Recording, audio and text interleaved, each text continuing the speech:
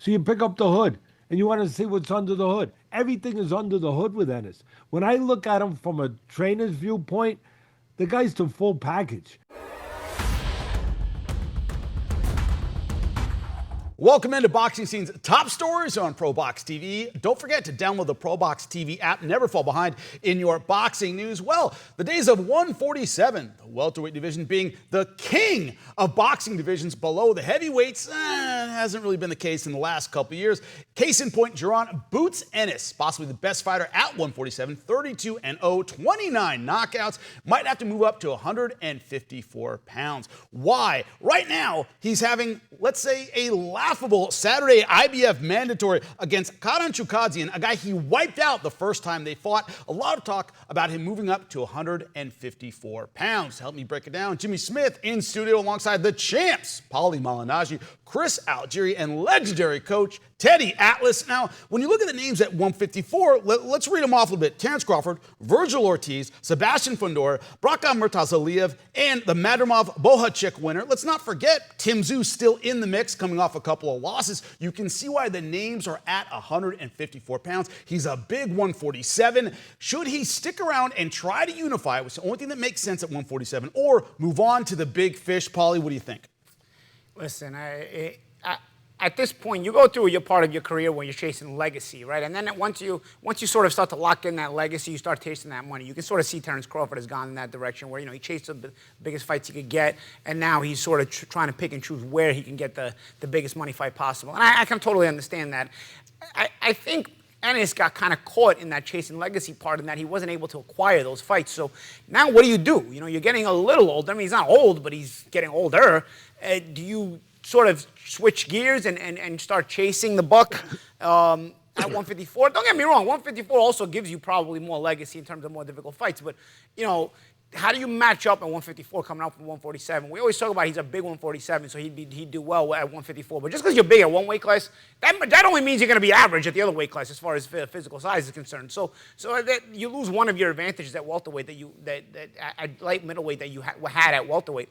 I'm not quite sure. I guess it depends on what's on the table and what kind of offers may come to him. The welterweight division, I do feel there are pretty fun fights there, like the Stanionis fight, for example, that could be fun. But at 154, the prospect, the risk-reward factor, there's a lot more reward to insert yourself into the 154-pound division. But you got to see how your body feels. Well, a lot of them under the PBC banner, so it's making these unification matches very, very difficult to make. Paulie brought up an interesting question, Chris. I'd like to ask you about it. Does Ennis' style translate well up a weight class? Once again, there's a huge difference between a big 47 and a natural 54. Very, very different. Do you think his skill set translates well to 154? Well, it really depends, because if you look at his body of work, obviously he has a virtuoso physicality in terms of his athleticism, his speed, his timing. But we saw in that last fight, he does get hit at times. And at 54, different sized bodies are hitting you. The punch is different.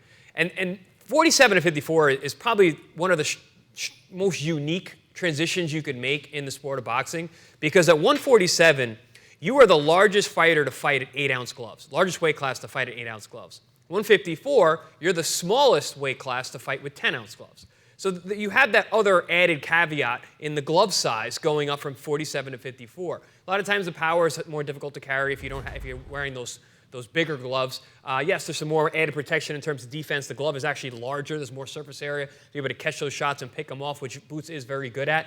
But is he going to have that same game-changing power they had at 47? Maybe, maybe not.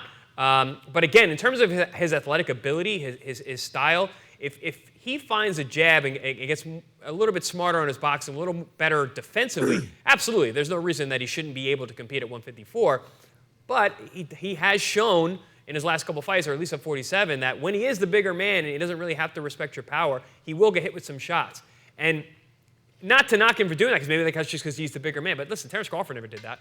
He was never a guy who was like, well, I can take these shots. I'm just going to sit here and take them. No, he boxed smart throughout all those weight classes. So I'm curious to see how he's able to transition, if he is to go to 54, that is. If he's able to deal with those bigger punchers, one, size-wise, but two, stylistically, and become more of a defensive-minded fighter. As a coach, Teddy Atlas, I have to ask you, when a guy like Boots Ennis moves up, is it keep doing what you're doing, or are there major adjustments that go from 47 to 54? Like Chris said, what are you doing in the gym to get a guy ready, if anything? Listen, a good thing, if this was a case of we were talking about buy or sell, which they do on some shows, right? Buy or sell going up to 154. Yeah, you're buying it as far as stock in Ennis or you sell. I'm buying because, and the reason I'm buying is because it's the same thing as going to a lot and looking at a car. Yeah, you know, we're talking about how big, strong he is at welterweight. But when you pick up the hood, which is what you want to do before you buy a car, before you drive it off the lot. Otherwise, you might have a real regret, a real problem. So you pick up the hood and you want to see what's under the hood. Everything is under the hood with Ennis. When I look at him from a trainer's viewpoint, the guy's the full package. Yeah, you know, he's huge at welterweight. The two champs are right. There's no getting around that. But his skill set, he's got fast hands. He's a good puncher, technically solid. He can set traps. He can counterpunch. He can go get you. He can fight inside. He can control the outside. He's got great length. He's got a great jab. I mean, he's got everything under the hood. So I'm buying. I'm buying. You're moving up. Weight or not, advantage, disadvantage. You got to be able to fight. And he can fight. And you got to be able to fight in all dimensions. He can fight in all dimensions. The test for him will be really the mental part, which I think he has. You know, you don't become a champion without that. But the mental part of being able to move up to that weight class, not just the physical part, but the mental part that you will be able to be as dominant there. You know, you'll believe in yourself the same way there as you did that, what Costamato used to say, that supreme confidence that very few people have, that you know, guy believes he can't get beat. Does he still, he seems to have that. Will he still have that when he goes up to a higher weight class? I'll be interested to see that part of it. But I'm buying. I'm buying Mr. Ennis. I'm buying that stock. Paulie, when you look at it, and you know, we talked about the list of fighters he could potentially face, from Fundora, Ortiz, Crawford. Who would you like to see him face in his 154-pound debut if he decides to go up, Paulie? Yeah, there's a plethora of names at 154, and you know, a guy like Ennis, he's the kind of guy, when you bring up his name, he gets excited. You end up being a little bit disappointed once he's not able to acquire the proper opposition and get your juices flowing for a fight. But at 154, now you mention any of these names, you mention Ennis on the other side of the ring, and all of a sudden, you get excited. There's a lot of 54 matchups, 154 matchups that get you excited, and Ennis joining the mix would also be exciting. You hear, just hearing about a matchup. Right now, at 147, you just hear about a matchup, and it typically doesn't excite you too much, regardless of how good it might be for that weight class. But a matchup with Ennis at 154, you suddenly get this, like, oh, man, this could be good. You know, I find myself really doing that about a lot of the 154-pound matchups that have been made recently and continue to be made. And I think if Ennis joins any of that, I don't see any disappointment in that. You know, obviously there's going to be disappointment because somebody's got to win, somebody's got to lose. But as far as for the fans are concerned, which is what we want the best fights possible for the fans, for ourselves, because we're fans as well. I don't see anything negative about Ennis going to 154, but it is a tougher challenge. It is a tougher. You know, Teddy, you talk about that everything's under the hood. I agree, everything is under the hood, and he's so good that you can't really see any flaws yet.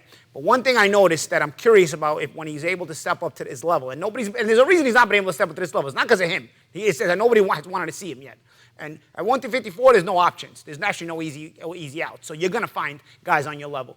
100%. He walks in the front door too casually at times. You know what I mean? Like, he uses that jab, but it's a one-speed jab, very fast, very quick. But he's not deceptive enough. He has a little bit of that Philadelphia mentality where they just want to get in the pocket and bang away and beat you up. Number one, he's not going to be as physically bigger at 154 as he's going to be at 140, as he is at 147, where he can just walk in and beat you up. Number two, sometimes now when there's more cleverness with these 154-pound fighters, you're going to have to be a little more deceptive so you don't walk into punches trying to be so casual or using the same trick to walk in the front door. I'm curious to see that, and I'm not saying he doesn't have it.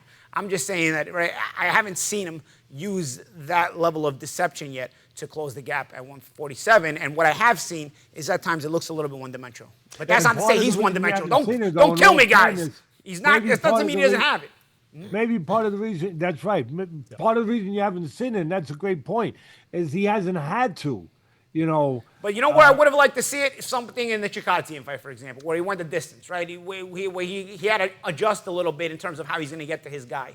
He couldn't really do that. You know? Well, he's got a second chance coming up. He does have a second chance, yeah. And that's a credit to Chikadze too. But Teddy, you're right. Maybe we have to have a guy who brings that out of him. I thought with a guy like Chikadze, you know, you sort of saw that he was sort of stuck he ran out of ideas in terms of how he was going to get to him. He was dominating this guy, but he couldn't. Champ, there's one thing to have it. It's another thing to be able to do it on fight night. And if you've never had to, when you need it, can you really pull it out? And that's always the question. He was able to win that fight. He didn't have to do it. No, I'm just talking about. I'm talking about 54. When now you actually but at 54, literally it could be the difference. Yeah, it could be the difference between winning and losing. That was my whole point of my initial statement. Yeah, when you think about it, and Chris, I want to ask you, when I look at these names, they all fight so differently. In Ortiz and Murtazaliev, you have very, very hard punchers, very aggressive. Sebastian Fundora is what, 7'2", something like that? All right. Well, Fundora might be one that you don't have to really be deceptive to get in the front door. You can get with Fundora, you actually can walk in the front door. You'll be all right. Exactly. And then you have, of course, Terence Crawford being the pound-for-pound GOAT. When you look at the spectrum, it's a lot of different kinds of fighters, not just in level, but in terms of style. Chris, what do you think works out best for him? Yeah, I mean, that's why this weight class is so alluring. You've got all these good fighters, and they can all really fight, and they all fight in very different styles and approaches. You know, listen, Boots has been chasing Crawford and Spence for quite some time. And now if he is to move up to 54, he's going to be in a weight class with both of them now. So getting the winner of that Fundora-Spence fight, that interests me. Listen, I like the way... PBC, the problem is you're also dealing with that crap, too. Right. You know, the promotional rivalries. We're talking about a theoretical world where we can make fights. The fight I just mentioned, Ennis and Fundora, bro, that's a nice little car crash there. Love that fight. I love that fight. I actually like Fundora with everybody because he's fun. He's a fun fighter. And also, I love seeing that 6'7" Skeletor body out there fighting and rumbling the way that he does. Instead, he could get like a Madrimov, where then you gotta have deception to get in the front door, because that guy's tricky. Yeah, it's a really tough scenario and layout because of, like you just said, or landscape rather, because of the promotions. You know what, guys? I don't want to be the one to keep talking, guys. I'm sorry. And Teddy, especially I like to hear you talk more than I like to hear myself talk. So I'm going to be quick on this one. All right. Serhii Bohachuk. That's what I like. There you go. Serhii Bohachuk. But it's got to be the winner of Serhii and I know. Well, you know, a lot of these guys are paired up right now. Dust-off fight, because then they'll lose us two losses in a row, and you know how the media talks about that. A lot of these guys are paired up right now. But listen, do we broach a Crawford-Ennis fight once again? Because neither one have dance partners apparently at 54. Crawford isn't going to fight again. Very, very dangerous weight class full of great fighters, all with different styles. Whatever happens, Jaron Boots Ennis, incredibly talented, still undefeated, and only 27 years old. Will he move up to 154? When he does, it'll make boxing news. You'll see it right here on ProBox TV. Don't forget to tune in November 9th, Kissimmee, Florida. Great card. Don't miss it. ProBox TV Contender Series. It's Puerto Rico versus Mexico as Nicholas Nico Flaz returns to the ProBox ring to take on Christian Ninote Gomez. Darrell Blast Val Saint looks to keep his undefeated record against Angel Relampago Ruiz. And don't miss former world champion Jojo Diaz as he returns to the ring in search of glory. For more ProBox TV, scan the QR code on the screen or go to the App Store and Google Play. ProBox TV, your boxing channel.